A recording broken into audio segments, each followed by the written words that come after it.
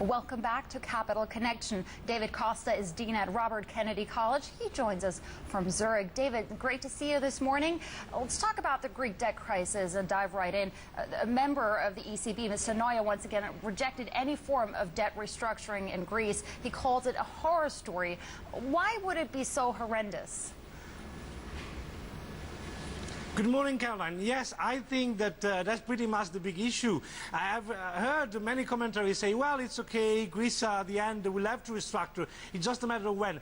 I think there is a lot of underestimation of the problem that the restructuring will cause to the banking system throughout Europe. Because, for instance, any type of restructuring which includes moving out the expiry date of those bonds without touching, without any haircut, that will impact the possibility to use those bonds as a collateral, not just from Greek banks, but any European bank which is dealing with the European Central Bank. So having any sort of restructuring in Europe, in Greece, will lead to a crisis of confidence, not just toward Greece, but toward Europe as a whole.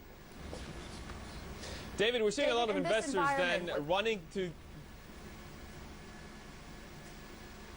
David, sorry about that. We were seeing a lot of investors then running to the safety, perceived safety of gold. Is the correction over there? Where is it going?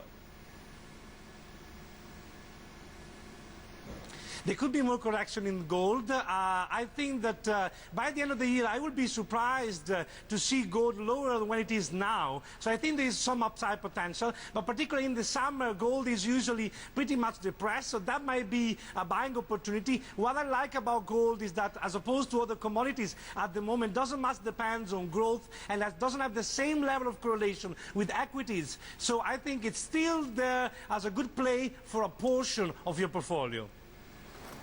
Hey David, this is Christine. Given the volatility we're seeing in the commodity market, when are we likely to see some stability coming back?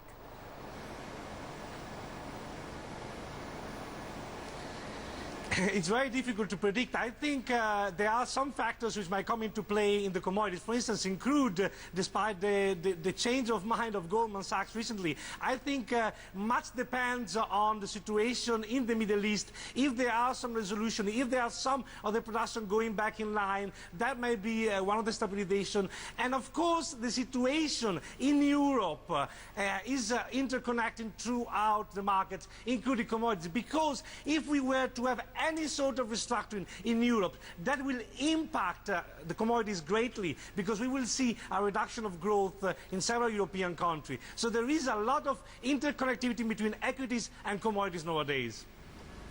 David, in this environment of uncertainty on the political and on the economic front, where do you put your money? I see you like some of the good old German luxury car stocks. Well, I think that's a good play. I mean, instead of going to emerging market, I would certainly take occasion of this loss of confidence, temporary loss of confidence in some of the European stocks to buy on the low, because the valuation in Europe are still interest. But to summarize my view in terms of portfolio management, what I want to own now is pretty much boring stocks, stocks which have been around for a century and will be around for a century. So I think this is the moment to be conservative, to have a sort of a boring portfolio that will hold any possible problem, which we're likely going to see if something doesn't play the right way throughout the summer. David Costa, thank you so much. That was David Costa of Robert Kennedy College. All right, Internet